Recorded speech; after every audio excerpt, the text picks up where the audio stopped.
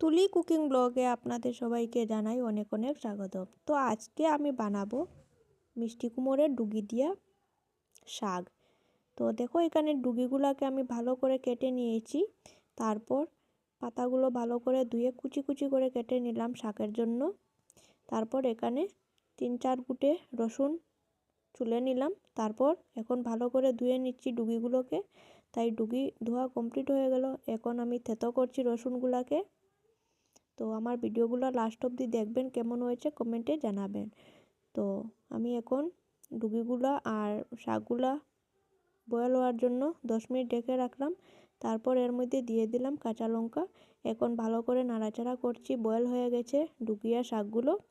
অল্প নুন দিয়ে আমি বয়েলের জন্য দিয়ে দিলাম। তারপর আমি এখানে একটি কড়াই বসিয়ে দিয়ে দিলাম সয়াবিনের সাদা তেল। তারপর দিয়ে দিলাম এর মধ্যে রসুন থেতো করে রেখেছিলাম, তাই ভাজি হয়ে গেছে। এখন দিয়ে দিলাম শাকগুলো। তো দেখো কেমন হয়েছে শাকগুলো।